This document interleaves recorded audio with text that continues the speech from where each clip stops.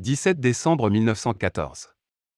8 marines américains franchissent le seuil de la Banque nationale d'Haïti en début d'après-midi, et en ressortent les bras chargés de caisses en bois remplies d'or. Valeur de la cargaison, 500 000 $. Le butin est transporté par chariot jusqu'à la côte sous la garde attentive de soldats américains en civil postés tout au long du trajet.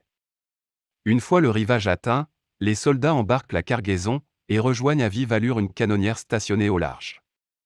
Quelques jours plus tard, l'or repose dans la chambre forte d'une banque de Wall Street. Ces faits se sont déroulés en 1914 et sont les prémices d'une invasion d'Haïti à grande échelle. Les forces américaines s'empareront du pays l'été suivant et le dirigeront d'une main de fer sur une durée de 19 ans. Ce sera l'une des plus longues occupations militaires de l'histoire des États-Unis. Après le départ des troupes en 1934, des financiers américains continueront de tenir les cordons de la bourse du pays pendant encore 13 ans. Les États-Unis présentent l'invasion comme une nécessité. Haïti est si pauvre et instable, explique-t-il, que s'ils n'en prennent pas le contrôle, une autre puissance le fera à leur place, s'invitant ainsi dans le précaré américain. Le secrétaire d'État Robert Lansing, l'équivalent d'un ministre des Affaires étrangères, dépeint l'occupation comme une mission civilisatrice qui mettra fin à l'anarchie, à la sauvagerie et à l'oppression. Dans ses écrits, il affirme que la race africaine est dénuée de toute capacité d'organisation politique. Mais à la lecture des décennies d'archives, de correspondances diplomatiques et de rapports financiers qu'a consulté le New York Times, on comprend que, sous le vernis officiel, un autre acteur était à la manœuvre et poussait les États-Unis à prendre le contrôle d'Haïti et de ses richesses, Wall Street. Et, plus particulièrement, la banque qui deviendra Citigroup. Sous la pression accrue de la National City Bank of New York, l'ancêtre de Citigroup, les Américains évincent les Français et s'établissent comme puissance dominante en Haïti sur les quelques décennies suivantes. Ils dissoudront son parlement manu militari, massacreront des milliers d'Haïtiens, contrôleront les finances du pays pendant plus de 30 ans et ponctionneront une grande part de ses revenus pour les reverser à des banquiers de New York. À leur départ, le pays est si pauvre que les fermiers ayant travaillé à les enrichir vivent pour la plupart dans un état de dénuement, proche de la famine, d'après des fonctionnaires des Nations Unies venus sur place en 1949. J'ai contribué à faire d'Haïti et de Cuba des coins où les gars de la National City Bank pouvaient se faire de jolis revenus, se vante en 1935 le général Smedley Butler, un commandant des forces américaines sur Haïti. Il se targue même en 1935 d'être un racketteur au service du capitalisme. Cela fait plus d'un siècle qu'Haïti traîne une image de désastre, de cas désespérés, de pays si pauvres, si endettés, si dépourvus de ressources et si anarchiques qu'on doit en permanence venir à sa rescousse. Un président qu'on assassine dans sa chambre, les enlèvements en pleine capitale, les vagues de migrants haïtiens vers les États-Unis, tout est révélateur d'un pays pris dans une spirale de misère sans fin. Un pays que les grandes puissances du monde, que ce soit au moyen de troupes ou d'aide humanitaire, ne parviennent pas à réparer. L'infortune persistante d'Haïti est cependant en grande partie le fait d'interventions extérieures, souvent effectuées sous couvert de main tendue. C'est ce que révèlent les documents et les archives financières que le New York Times a consultés en Haïti, aux États-Unis et en France. Quand les forces américaines débarquent à l'été 1915, cela fait déjà plus d'un demi-siècle qu'Haïti reverse à la France une grosse partie de ses faibles revenus. Les Haïtiens ont beau avoir chassé les Français esclavagistes, battu les troupes de Napoléon pour enfin proclamer leur indépendance en 1804, la France est revenue à la charge. À bord de vaisseaux armés et en menaçant le pays d'une nouvelle guerre, elle a exigé d'Haïti le paiement de compensation d'un montant astronomique. Haïti est le premier et le seul pays où les descendants des personnes asservies ont dû payer les familles de leurs anciens maîtres au fil de plusieurs générations. La charge a entravé la capacité de la nation, pratiquement dès sa naissance, à se construire. Puis sont arrivés les banquiers français qui font contracter des emprunts à un pays déjà exsangue d'avoir payé la France. Ils prélèvent des commissions, des intérêts et des frais d'un tel montant que, certaines années, les bénéfices des actionnaires français dépassent l'ensemble du budget de l'État haïtien alloué aux travaux publics. Viendront ensuite les Américains qui qualifieront volontiers leur intervention de défense de la souveraineté haïtienne. Et comme pour la kyrielle de banquiers parisiens qui ont précédé, Haïti s'avérera très profitable pour Wall Street. En 1932, dans son rapport à la Commission des finances du Sénat américain, la National City Bank affirme que c'est sur la dette d'Haïti qu'elle contrôlait, qu'elle a fait l'une de ses plus grandes marches pendant les années 1920. On trouve peu de traces aujourd'hui de ce passé chez Citigroup. Haïti est à peine mentionné dans son histoire officielle. La banque a refusé d'accorder au New York Times l'accès à ses archives et a fait savoir qu'elle ne retrouvait pas d'informations sur certains de ses plus importants prêts à Haïti. Pourtant, d'après la vingtaine de rapports annuels de fonctionnaires américains que le New York Times a pu lire, il apparaît clairement que, sur une période de 10 ans, un quart des revenus publics d'Haïti a été dévolu au paiement de dettes contrôlées par la National City Bank et sa filiale haïtienne. À l'époque, c'est 5 fois le budget des écoles publiques du pays. Et certaines années, les fonctionnaires américains aux manettes des finances du pays ont davantage dépensé d'argent public pour leur propre rémunération et frais que pour la santé publique du pays, qui comptait 2 millions d'habitants. Nous sommes sous la domination totale des États-Unis, s'insurge en 1932 l'avocat haïtien Georges Léger auprès de sénateurs américains. Il leur expose la rancœur qu'inspire aux Haïtiens le contrôle financier et politique de leur pays, pour la seule satisfaction de banquiers new-yorkais. Au départ, les gouvernants américains ne veulent rien savoir d'Haïti et refusent catégoriquement de reconnaître son indépendance. En dépit du fait que des Haïtiens s'étaient battus aux côtés des Américains pendant la guerre d'indépendance, les États-Unis mettront près de 60 ans à reconnaître Haïti, par crainte que son exemple n'incite les populations asservies du Sud-Américain à se soulever contre leur propre maître. Mais au début du XXe siècle, à mesure que s'étend leur empreinte géographique sur l'hémisphère, les Américains perçoivent qu'il y a un impératif et une chance à saisir. Non seulement ils veulent freiner l'influence européenne dans la région, en particulier celle de l'Allemagne, mais ils prennent aussi conscience de ce que la France sait depuis longtemps, il y a beaucoup d'argent à se faire. Les historiens débattent encore de l'héritage de l'invasion américaine et comment celle-ci a façonné Haïti jusqu'à nos jours. Pour les uns, elle a permis d'imposer de l'ordre dans un pays alors en proie à la violence et au coup d'État. D'autres soulignent que les Américains ont réprimé toute contestation, tiré sur des manifestants civils, commis nombre d'exécutions extrajudiciaires et imposé de longues périodes de loi martiale. Certains historiens citent des bénéfices tangibles, la construction d'hôpitaux, 1200 km de routes nouvelles, l'efficacité accrue de la fonction publique. Mais ils pointent aussi que les Américains ont usé du travail forcé, les soldats attachaient les Haïtiens avec des cordes, les faisaient travailler sans rémunération et tiraient sur ceux qui tentaient de prendre la fuite. D'autres encore estiment que l'expropriation américaine des terres haïtiennes a provoqué l'une des plus inextricables crises contemporaines de la région, à savoir l'émigration continue des Haïtiens.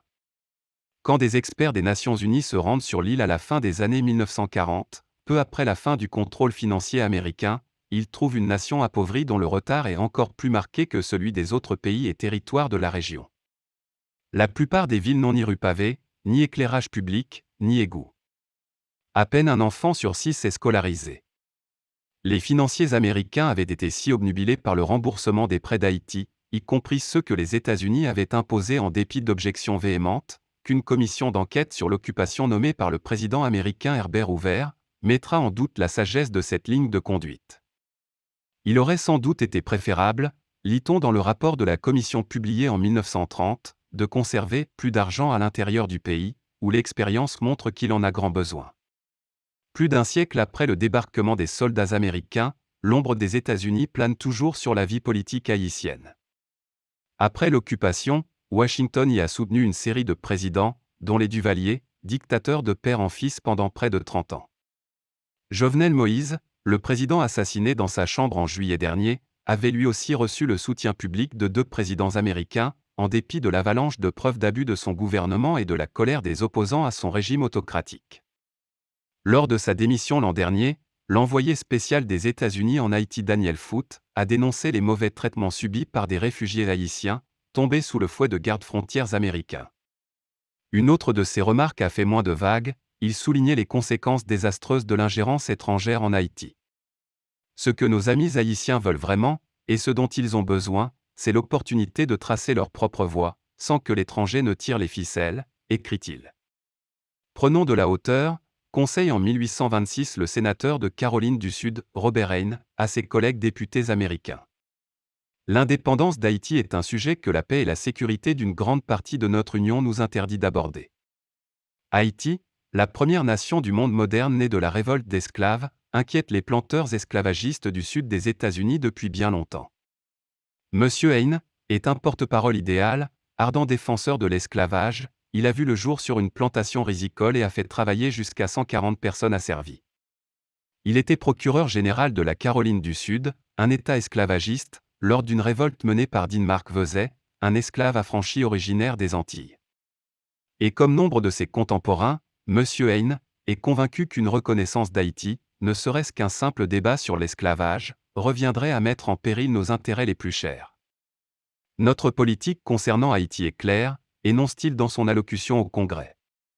Nous ne devons jamais reconnaître son indépendance. Il faut attendre la guerre de sécession, quand les planteurs sudistes quittent l'Union, pour que le président Abraham Lincoln reconnaisse enfin le pays. À ses yeux, Haïti et le Libéria sont des destinations plausibles pour les esclaves américains affranchis, et il en envoie quelques centaines s'y établir. Au début du XXe siècle, Haïti est à la croisée de multiples intérêts américains. La mer des Caraïbes le sépare du canal de Panama, alors en construction. À l'est, les États-Unis viennent d'annexer l'île voisine de Porto Rico, à l'ouest, les plantations sucrières cubaines sont inondées de dollars américains. En République dominicaine, qui partage la même île qu'Haïti, les taxes sur les importations et exportations sont également sous contrôle américain. La France exerce toujours une grande influence en Haïti, mais les États-Unis saisissent en 1910 une opportunité d'y prendre pied, la refonte de sa banque nationale. Cette banque n'a de nationale que le nom. Contrôlée par un conseil d'administration basé à Paris, elle a été fondée en 1880 par une banque française, le Crédit industriel et commercial, ou CIC, et génère des profits faramineux pour ses actionnaires en France. Le CIC contrôle le trésor public d'Haïti. Le gouvernement ne peut ni déposer ni retirer de fonds sans verser de commission. Les autorités haïtiennes finissent par accuser la Banque nationale de fraude et fait emprisonner certains de ses employés. Pour parer à la méfiance croissante des Haïtiens à l'égard de la Banque nationale, les investisseurs français et allemands décident de la refonder avec un nouvel actionnariat. Les États-Unis crient au scandale. Pour le département d'État américain, cette initiative menace non seulement les États-Unis, mais aussi la prospérité et l'indépendance du peuple haïtien. Un haut fonctionnaire du département d'État fustige en 1910 cet accord, si défavorable aux intérêts américains, si méprisant de la souveraineté d'Haïti qu'il ne saurait être autorisé par les États-Unis. Le secrétaire d'État de l'époque, Philander Knox, invite alors à Washington plusieurs représentants de Wall Street pour les encourager à investir dans la Banque nationale haïtienne.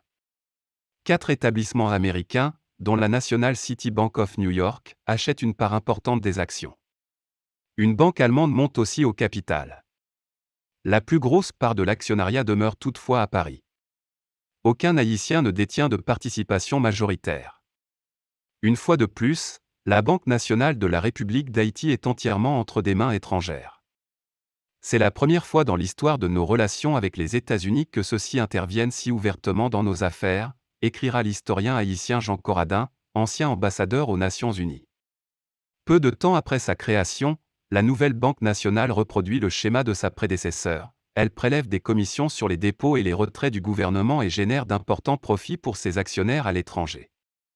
La banque accorde aussi un nouveau prêt au gouvernement haïtien. Après déduction des commissions et des profits, Haïti reçoit environ 9 millions de dollars, mais doit rembourser la valeur nominale du prêt, soit près de 12,3 millions de dollars.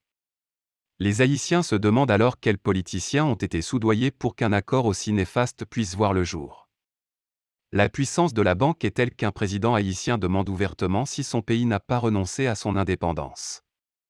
Quant aux actionnaires français, ils ont des raisons de s'inquiéter de la mainmise croissante des États-Unis. La prise d'intérêt des États-Unis dans la Banque nationale est le début de la campagne américaine visant à évincer les Français d'Haïti. À la manœuvre, on trouve un homme en particulier.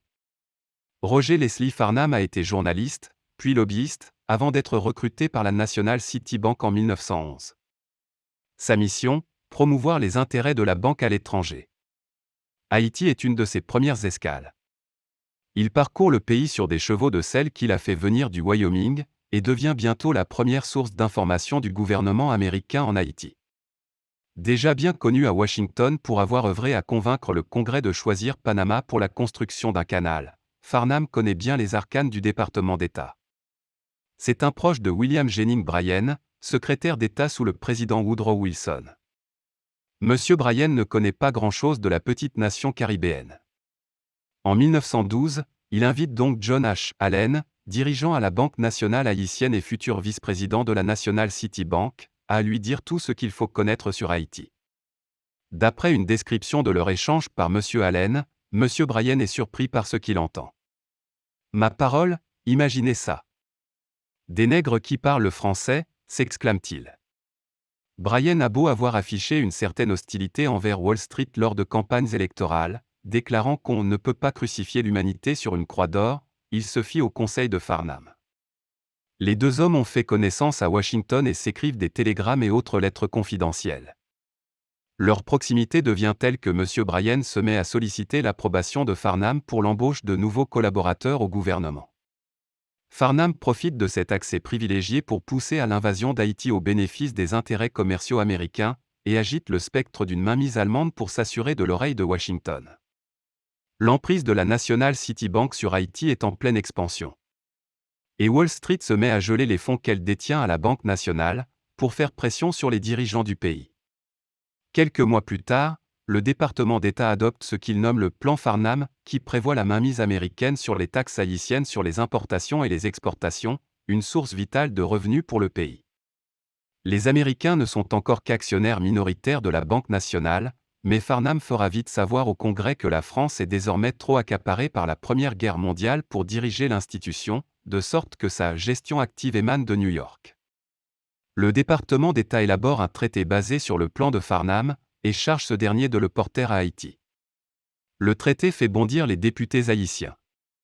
Ils accusent leur ministre des Affaires étrangères d'œuvrer en vue de vendre le pays aux États-Unis et vont jusqu'à lui porter des coups violents qui le forceront à fuir l'Assemblée nationale dans une excitation des plus sauvages, d'après un télégramme diplomatique américain. La Banque nationale sanctionne cet acte de défiance. Elle gèle des avoirs, déstabilisant encore davantage un gouvernement haïtien déjà fragilisé par l'insécurité économique et politique du moment. Le pays connaît 5 présidents en l'espace de 3 ans au gré de coups d'État dont certains sont financés par des négociants allemands de Port-au-Prince, selon des fonctionnaires américains de l'époque. Les États-Unis finissent par user de la force. En décembre 1914, après une dernière consultation avec Farnham, le secrétaire d'État Bryan autorise l'opération des marines qui se saisiront des 500 000 $ en or. Le gouvernement haïtien, scandalisé, qualifie l'opération de vol éhonté de fonds d'une banque centrale constituant une atteinte flagrante à la souveraineté d'une nation indépendante. Les États-Unis balaient l'accusation, expliquant avoir pris cet or simplement pour protéger des intérêts américains qui étaient gravement menacés. D'après les historiens, les politiques et les financiers américains n'étaient pas forcément sur la même longueur d'onde. Les relations entre Wall Street et Washington étaient compliquées, explique Peter James Hudson, professeur associé d'études et d'histoire afro-américaine à l'Université de Californie, et auteur d'un ouvrage sur les agissements de Wall Street dans les Caraïbes. Il y avait beaucoup de collusion, mais parfois des désaccords. M. Bryan hésite parfois sur le rôle à jouer par les États-Unis en Haïti. S'il estime que le pays a besoin de la tutelle américaine, il est peu disposé à être instrumentalisé par Wall Street. Une intervention se justifierait sans doute, mais je n'aime pas l'idée d'intervenir par la force pour des motifs purement commerciaux, écrit-il au président Woodrow Wilson. Farnham accentue cependant sa pression, allant jusqu'à la menace, d'après l'historien Hans Schmidt, si le gouvernement ne prend pas les mesures nécessaires pour protéger leurs intérêts, toutes les entreprises américaines présentes en Haïti quitteront le pays. Brandt finit par écrire au président Wilson qu'il est favorable à une invasion. Les intérêts américains sont disposés à rester sur place, pour acquérir une participation majoritaire, et que la banque devienne succursale de la banque américaine, assure-t-il. Ils sont disposés à le faire à condition que ce gouvernement prenne toutes les mesures nécessaires pour assurer leur protection. En juillet 1915, une foule ivre de colère traîne le président haïtien hors du consulat de France et l'assassine. C'est la crise politique que redoutait Wall Street, le gel des avoirs et la saisie de l'or, ayant gravement fragilisé le gouvernement. Le même jour, les troupes américaines envahissent le pays. L'invasion suit un plan précis établi l'année précédente par la Navy, la marine de guerre